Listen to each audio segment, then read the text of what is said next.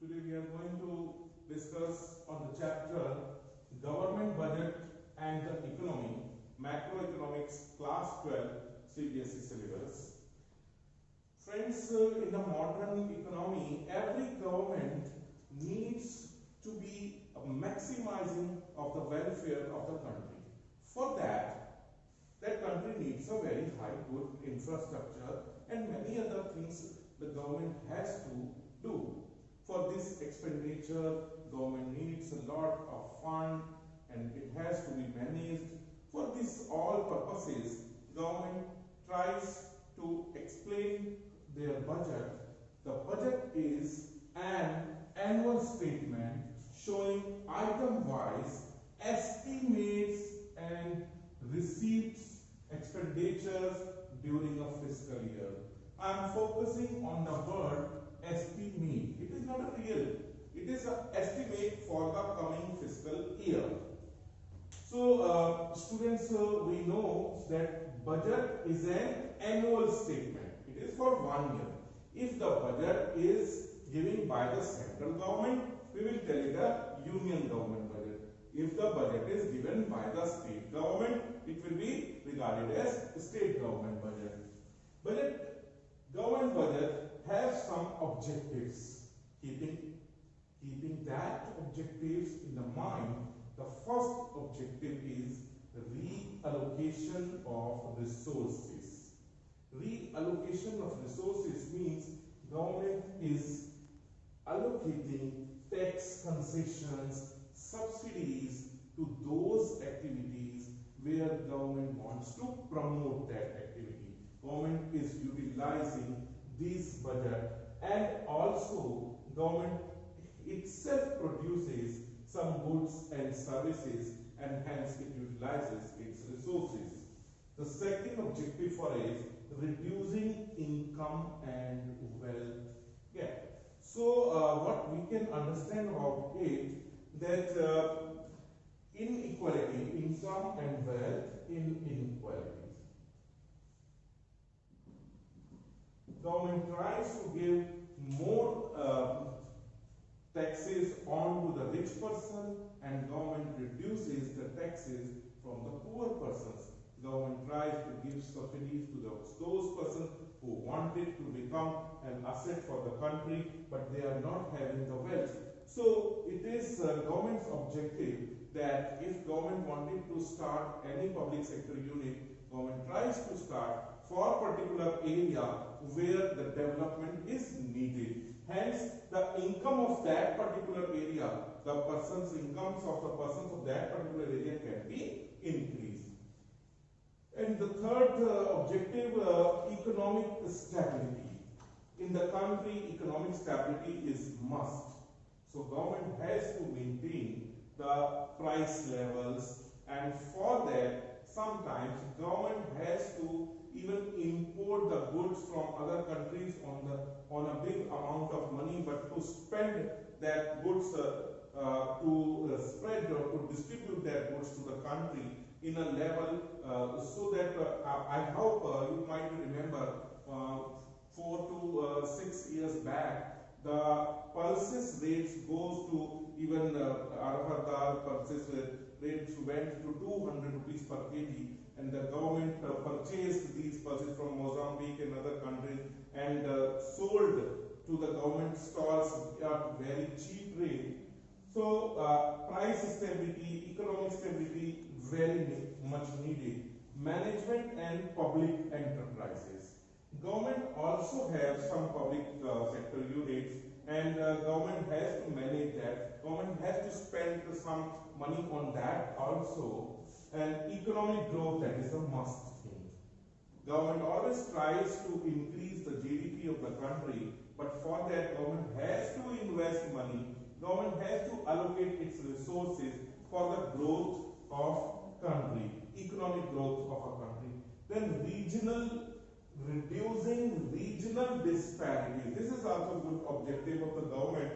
Regional, as you know, Jharkhand and Punjab. If we compare this, Punjab is rich in agriculture and it is a rich state, and Jharkhand, although it is a rich state for the minerals, but still regarded as a poor state, that now the duties to the government so that it can start some PSUs or other government say units so that this regional disparities can be reduced. So we can use this particular government budget allocation. Then that is why we tell it that these objectives of the government is needed to be understood well. Components of budget. Components of budget can be divided in the revenue budget and capital budget. Revenue budget can further be divided as revenue receipts and revenue expenditure. The capital budget further divided capital receipt and capital expenditure. First we understand budget receipts. In budget receipt, as we know, there are two types of receipt, revenue receipt and capital receipt. In revenue receipt, we can divide tax revenue and non-tax revenue. Capital budget, capital receipt, we can divide borrowings, recovery of loans, other receipts. Now, what is revenue receipt? You can understand it by revenue receipts are those receipts which neither create liability nor reduce any assets. Means government is getting some money or any rewards, but government is not creating any liability on itself.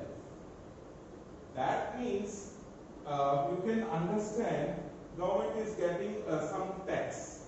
Tax is what? Tax is a legal compulsory payment which imposed on the firm or individuals, and they have to pay to the government. For which government is not promising anything to do for personally for them.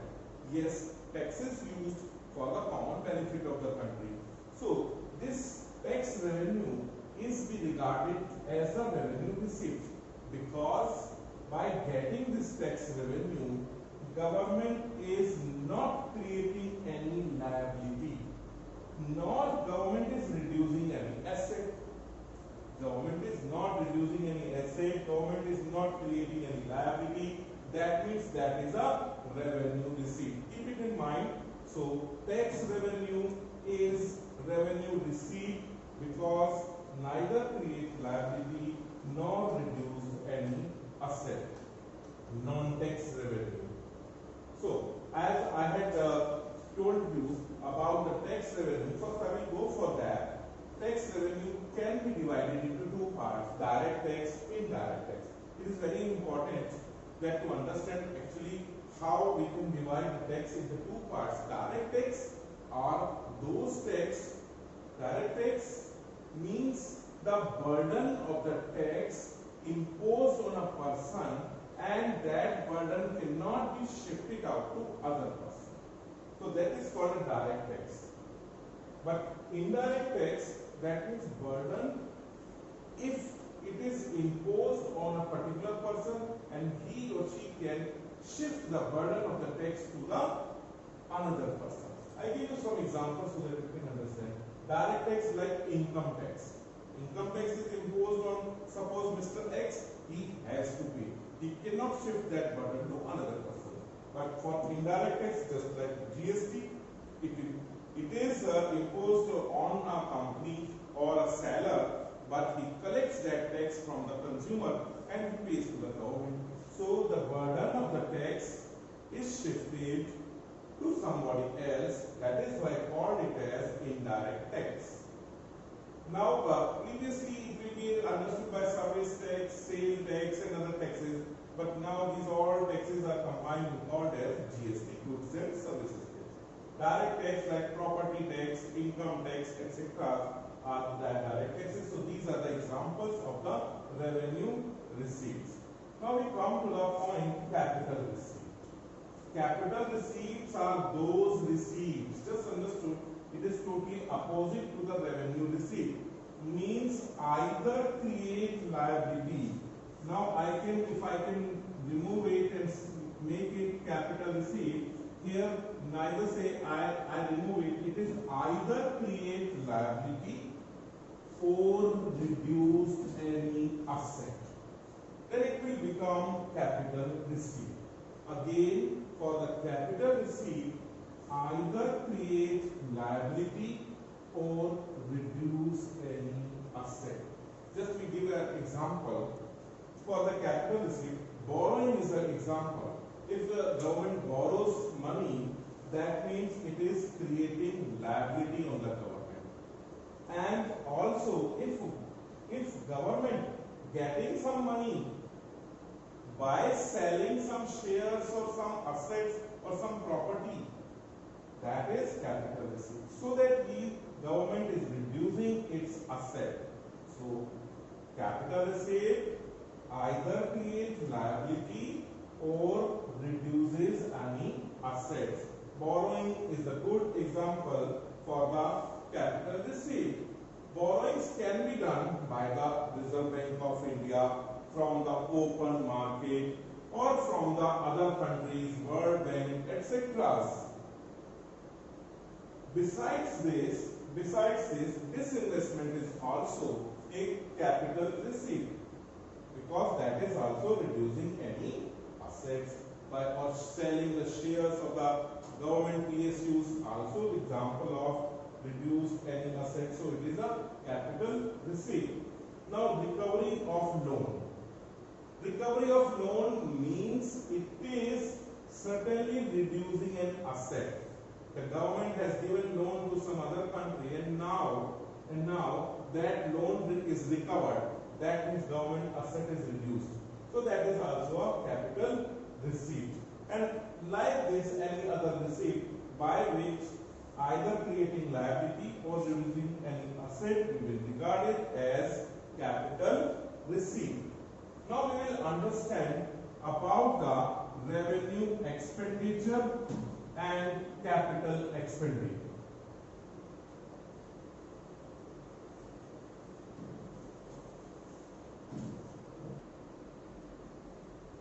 So now we will understand about the revenue expenditure, then capital expenditure.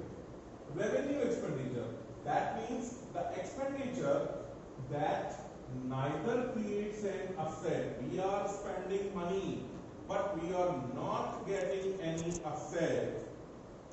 We are spending money, but we are not getting any asset. That is revenue expenditure. Or we are spending money, but we are not reducing any liability. Means that you are spending money, but your borrowings liability is not reducing. That expenditure will be called as revenue expenditure. You are spending money, but you are not creating any asset, not purchasing any share, not purchasing any property, but you are spending the money. Like government pays salary, pensions, and etc. On this expenditure, government is not getting any asset, neither it is reducing any liability. So this is the example for revenue expenditure. Now we will go for the capital expenditure. Capital expenditures are those expenditures either creates an asset or reduces a liability. We are spending money, we are getting some asset, we are purchasing some shares, we are getting some property and others. So capital expenditure either creates an asset or reduces liability. It means we are repaying some previous loan and we are reducing our liabilities, repayment of borrowings.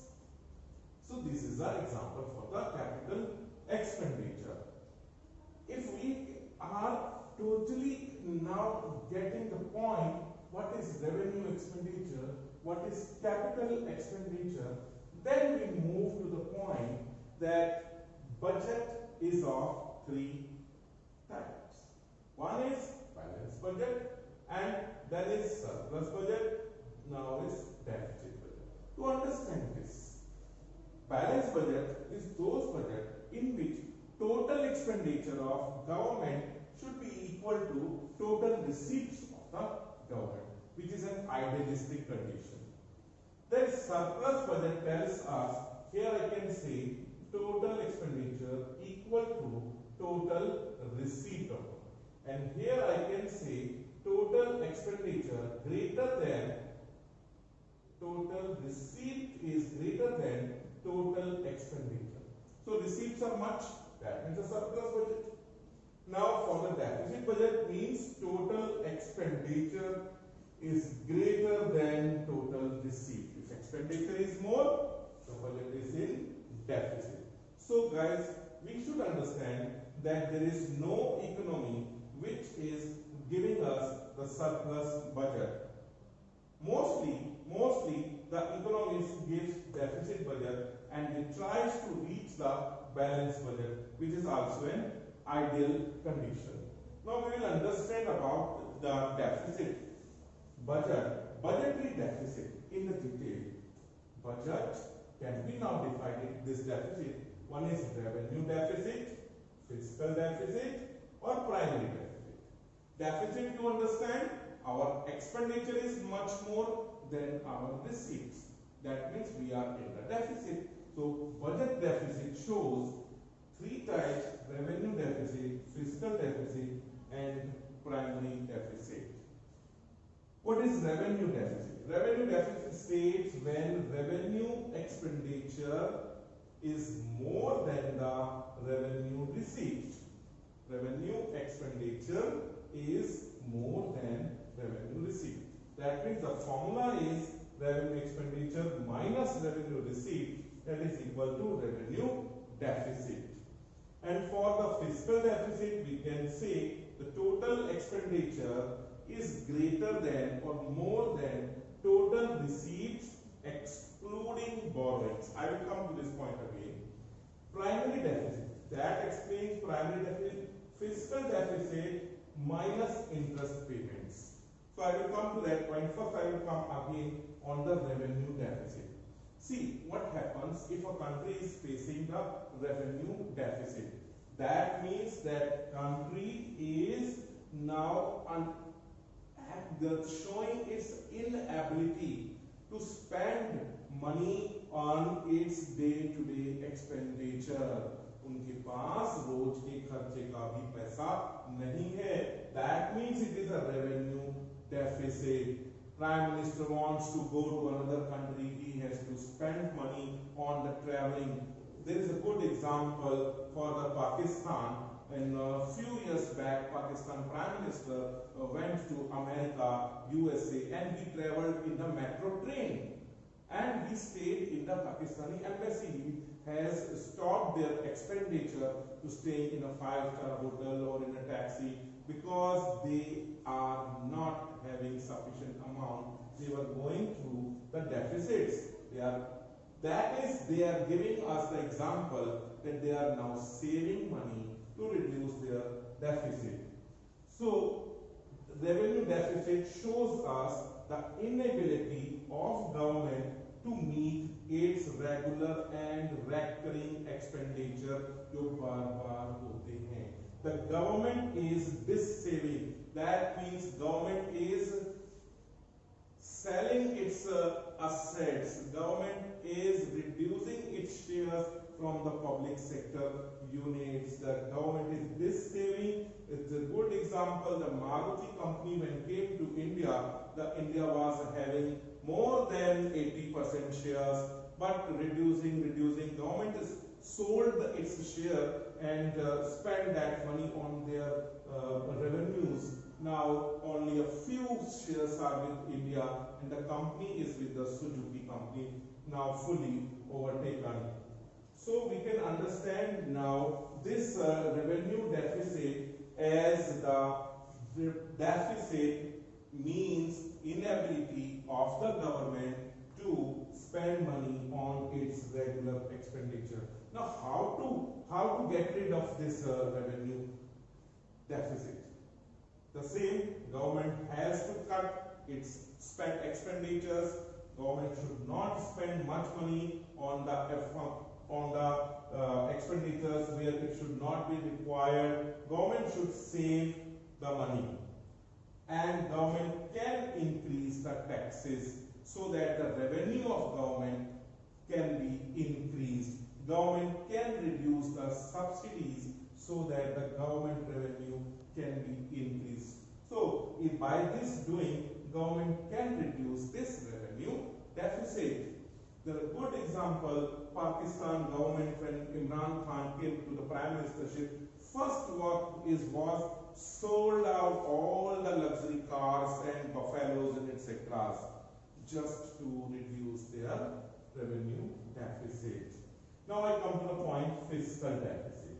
Fiscal deficit, basically, as I have given you, it is showing total borrowings, or we can say the total expenditure is much more the total receipt excluding borrowings. Borrowings से जो receipt आ रही है उसको include नहीं करना. So fiscal deficit is equal to total expenditure minus total receipts excluding borrowings.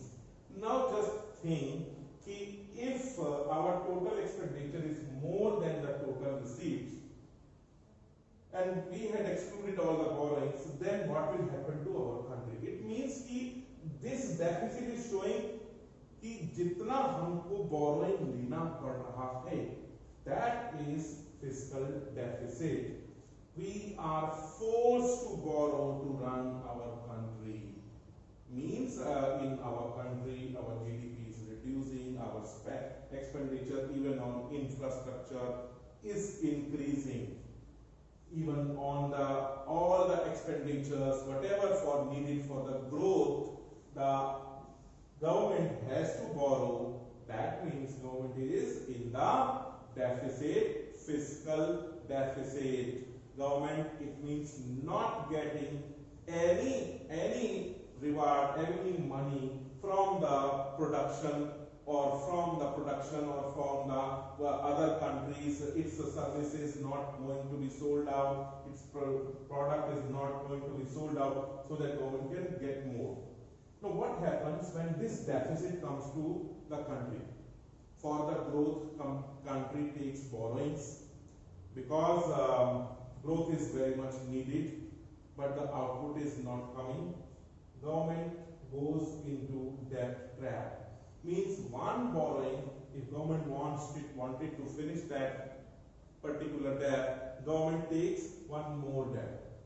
Suppose government takes 100 crore debt from a country, and next year government has to take 200 crores debt, so that 100 crore government can repay, and for next 100 crore government can do next year's growth process. In this way, for that repaying debt, government needs more debt, and in this way the government sinks in the debt trap. Another implication for the fiscal deficit is foreign dependence, because that government do not have money from their own country, but for the growth of the country, government needs money, and government is dependent on the foreign countries. What happens? Foreign country will interfere in their political matters also. Foreign country even can get their disturb to their sovereignty also. Very good examples of Pakistan we are giving again and again. Now Pakistan is getting the borrowings from the China, and what China is doing in the Pakistan's every policy is affected by the China now. And third implications, hampers future growth. If government is not growing, government is not having money, how can the government can invest more money for the public sectors or for the welfare of their country? So we can say if fiscal deficit comes to a country, the future growth of the country hampers, it reduces. The third is primary deficit. We say primary deficit when fiscal deficit minus interest payments. Means if we exclude the interest payments from the fiscal deficit, it will become primary deficit. So one thing I can say, if we are borrowing, I told you fiscal deficit is nothing but the total borrowing liability of the country. Now, if the borrowings is equal to interest payments, that means primary deficit is zero. So, zero primary deficit is saying that government is borrowing just to pay the interest. Means on the previous borrowings, the interest payment government wants to pay, but for that interest payment, government is forced to take the borrowings. That is called as zero primary deficit.